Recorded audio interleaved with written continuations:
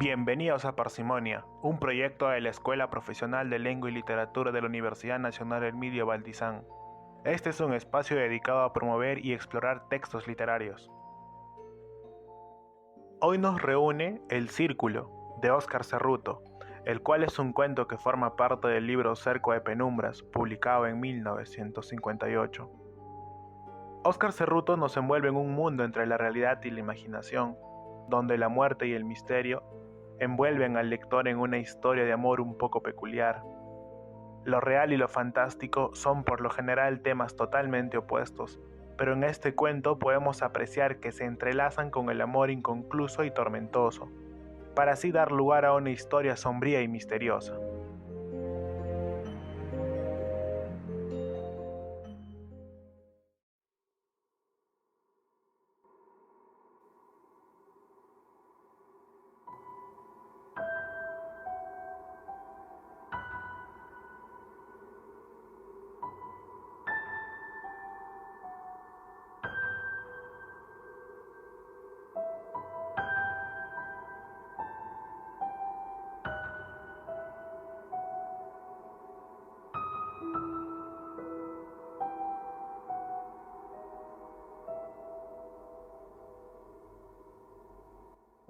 El Círculo, de Óscar Cerruto. La calle estaba oscura y fría. Un aire viejo, difícil de respirar y como endurecido en su quietud, lo golpeó en la cara. Sus pasos resonaron en la noche estancada del pasaje. Vicente se levantó del cuello del abrigo, tiritó involuntariamente. Parecía que todo el frío de la ciudad se hubiese concentrado en esa cortada angosta de piso desigual, un frío de tumba, compacto. Claro, se dijo, y sus dientes castañeteaban. Vengo de otros climas, esto ya no es para mí. Se detuvo ante una puerta. Sí, esa era la casa.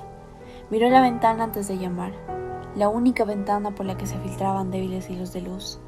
Lo demás era un bloque informe de sombra. En el pequeño espacio de tiempo que medió entre la demanda de alzar la mano y tocar la puerta, cruzó por su cerebro el recuerdo entero de la mujer a quien venía a buscar. Su vida con ella, su felicidad, truncada brutalmente por la partida sin anuncio. Se había conducido como un miserable, lo reconocía. Su partida fue casi una fuga, pero ¿pudo proceder de otro modo? Un huésped desconocido batía ya entonces entre los dos su ala sombría, y ese huésped era la demencia amorosa. Hincada la garra en la entraña de Elvira, torturábala con desvaríos de sangre. Muchas veces él vio brillar determinaciones terribles en sus ojos, y los labios, dulces para el beso, despedían llamas y pronunciaban palabras de muerte, detrás de las cuales percibíase la resolución que no engaña. Cualquier demora suya, cualquier breve ausencia sin aviso, obligado por sus deberes, por el reclamo inexcusable de sus amigos, provocaba explosiones de celos. Le encontraba desgarrada, temblando en su nerviosidad, pálida. Ni sus preguntas obtenían respuestas, ni sus explicaciones lograban romper el mutismo duro, impregnado de rencor, en que Elvira mordía su violencia. Y de pronto estallaba en injurias y gritos, la que viviera al aire, loca de cólera y amargos resentimientos. Llegó a pesarle ese amor como una esclavitud, pero eran cadenas que su voluntad no iba a romper. La turbulencia es un opio, a veces, que paraliza el ánimo y lo encoge. Vivía Vicente refugiado en su temor, sabiendo, al propio tiempo, lo mismo que el guardián del laboratorio, que solo de él dependía despertar el nudo de serpientes, confiado a su custodia. Y la amaba, además. ¿Cómo soportar, si no como una enfermedad del ser querido, ese flagelo que corroía su dicha, ese concubinato con la desventura? La vida se encargaría de curarla, el tiempo que trae todas las soluciones. Fue la vida la que cortó de un tajo improvisto los lazos aflictivos. Un día recibió orden de partir. Pensó en la explicación y la despedida, y su valor flaqueó. Engañándose a sí mismo, se prometió un retorno próximo. Se prometió escribirle, y habían transcurrido 2 años. Casi consiguió olvidarla, pero la había olvidado. Regresó a la ciudad con el espíritu ligero. Conoció a otras mujeres en su ausencia. Se creía liberado, y apenas había dejado su valija, estaba aquí, llamando a la puerta de Elvira como antes.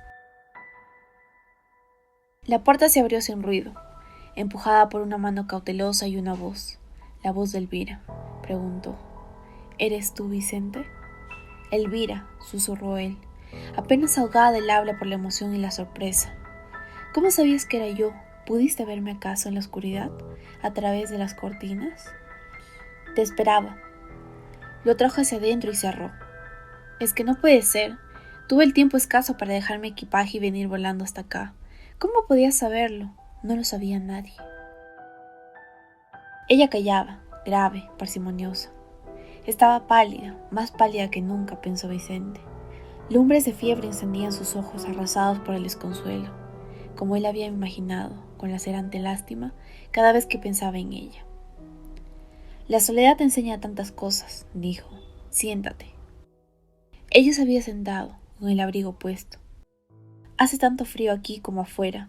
¿Por qué no enciendes la estufa? ¿Para qué? Aquí siempre hace frío. Ya no lo siento. No había cambiado. Era así, indócil, cuando la roía alguna desazón. ¿Iba a discutir con ella esa primera noche? Le tomó la mano helada y permanecieron en silencio. La habitación estaba casi en penumbra, otra de sus costumbres irritantes.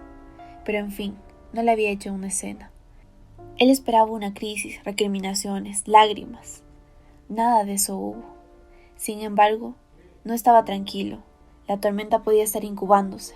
Debajo de esa máscara podía hallarse acechante el furor, más aciago y enconado por el largo abandono. Tardaba, empero, en estallar. De la figura sentada a su lado solo le llegaba un gran silencio apacible, una serena transigencia. Comenzó a removerse inquieto, y de pronto se encontró haciendo lo que menos había querido, lo que se había prometido no hacer. Enzarzado en una explicación minuciosa de su conducta, de las razones de su marcha subrepticia, disculpándose como un niño, a medida que hablaba, comprendía la inutilidad de esa mea culpa y el humillante renuncio, mas no interrumpía su discurso, y solo cuando advirtió que sus palabras sonaban a hueco, cayó en medio de una frase, y su voz se ahogó en un tartamudeo. Con la cabeza baja, sentía pasar el tiempo como un agua turbia. De modo, dijo ella al cabo, que estuviste de viaje. La miró Vicente, absorto, no sabiendo si se burlaba de él. ¿Cómo? ¿Iba a decirle ahora que lo ignoraba? ¿Que en 2 años no se había enterado siquiera del curso de su existencia? ¿Qué juego era ese? Buscaba herirlo, probablemente, simulando un desinterés absoluto en lo que a él le concernía, aun a costa de desmentirse. ¿No acababa de afirmar que ella lo sabía todo? Bah, se cuidó, no obstante, de decírselo. No quería dar pretexto para que se desatara la tormenta que en su tacto había domesticado esa noche. Decidió responder, como al descuido. Sí, estuve ausente algún tiempo. Solo después de esa pausa, Elvira comentó enigmática. ¿Qué importa? Para mí ya no existe el tiempo.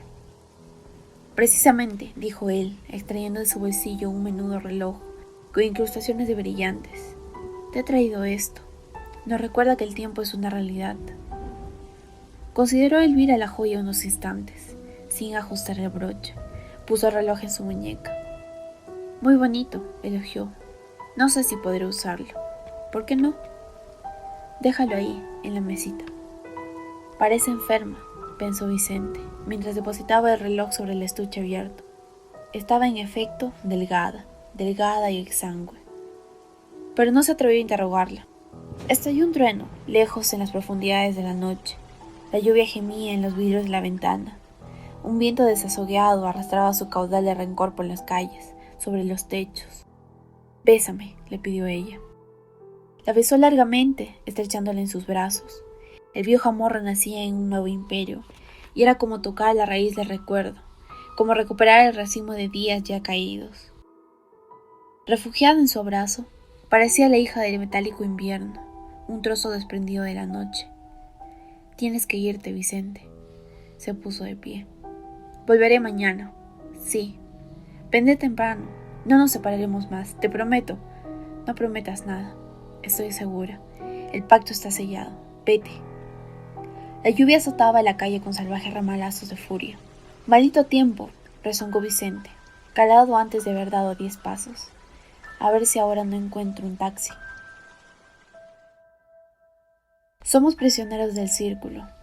Uno cree haberse evadido de tenaz acero y camina, suelto al fin, un poco extraño su albedrío, y siente que lo hace como en el aire. Le falta un asidero, el suelo de todos los días, y el asidero es, de nuevo, la clausura. Vicente atraviesa calles y plazas. Hay un ser que se desplaza de él y lo aventaja, apresurado, con largas zancadas varoniles, ganoso del encuentro. Mientras otro, en él, se resiste, retardando su marcha, moroso y renuante. Él mismo va siguiendo al primero, contra su voluntad. ¿Pero sabe siquiera cuál es su voluntad? ¿Lo supo nunca? Creyó un momento que era saberse libre. Ya libre, su libertad le pesaba como un inútil fardo. ¿Qué había logrado si su pensamiento era Elvira? Si su reiteración, sus vigilias se llamaban Elvira. Su contienda, los 2 años atroces, debatiéndose en un litigio torturado, ¿no tenían también ese nombre? Lúcido, con una lucidez no alterada, percibía curiosamente la naturaleza del discorde sentimiento, que no se parecía al amor ni al anhelo de la carnal presencia de Elvira, sino una penosa ansia, la atracción lacinante de una alma. La secreta corriente le lleva por ese trayecto tantas veces recorrido. Vicente se deja llevar, discurre los antiguos lugares, los saluda, ahora a la luz del sol. Entra en la calleja familiar, luego de haber dejado atrás a medio cumplir sus afanes. Llama a la puerta, un perro que pasa se detiene a mirarlo un instante, después sigue trotando sin prisa calle abajo. Vuelve a llamar y espera el eco del campanillazo. Nada oye. El timbre sin duda no funciona. Toca entonces con los nudillos, enseguida más fuerte. Ninguna respuesta. Elvira ha debido salir, pero no queda nadie en casa. Retrocede hasta el centro de la calzada para mirar el frente del edificio. Observa que las celosías están corridas, los vidrios sin limpieza. Se diría una casa abandonada. Qué raro era todo esto. Una vecina se había asomado, lo examinaba desde la puerta de su casa, la escoba en la mano. Vicente soportó el escrutinio sin darse por enterado. Bruja curiosa, gruñó. La vieja avanzó por la acera. ¿Busca a alguien, señor?, preguntó. Sí, señora, respondió de mala gana. Busco a la señorita Elvira Evangelio. La mujer tornó a examinarlo, acuciosa. ¿No sabe usted que ha muerto hace 3 meses, señor? La casa está vacía. Vicente se encaró con la entremetida. Esbozó una sonrisa. Por supuesto, dijo. La persona a quien busco vive y vive aquí. ¿No pregunta usted acaso por la señorita Evangelio? Así es, señora. Pues la señorita Evangelio ha muerto y fue enterrada cristianamente.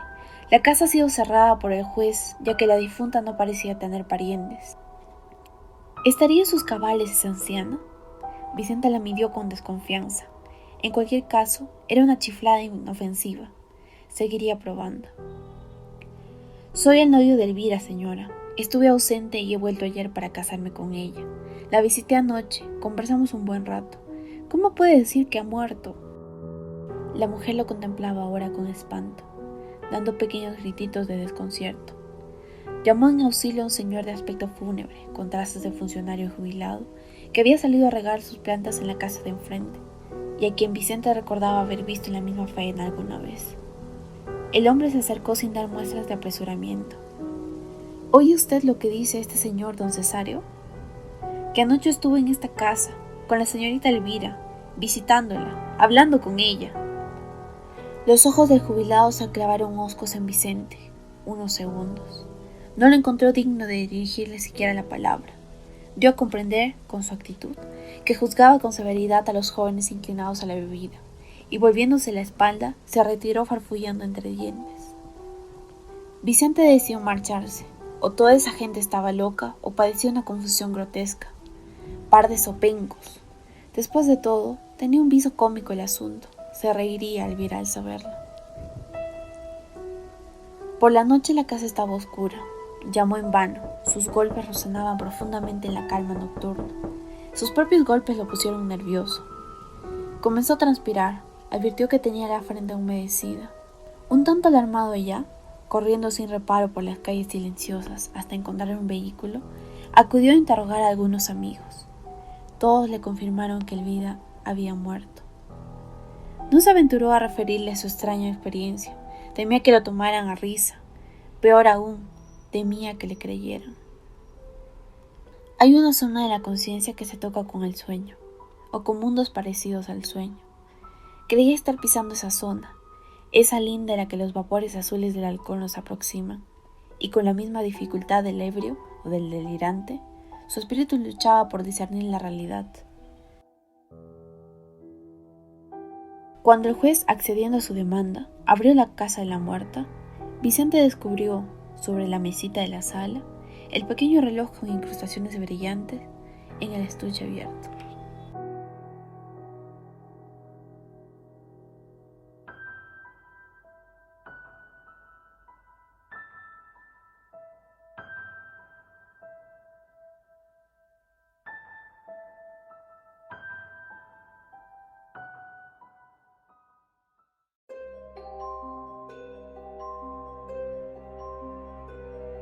Esperamos que les haya gustado. Este fue un cuento de Óscar Cerruto. Él fue un poeta y novelista boliviano, y cuyas obras se ubican en la vertiente más vanguardista del posmodernismo. Sus obras más representativas son Cerco de Penumbras y El Aluvión de Fuego. Este fue el primer episodio de Parsimonia, un podcast literario. Agradecemos por su compañía y por ser parte de esta iniciativa. Los invitamos y esperamos en las próximas ediciones. Muchas gracias.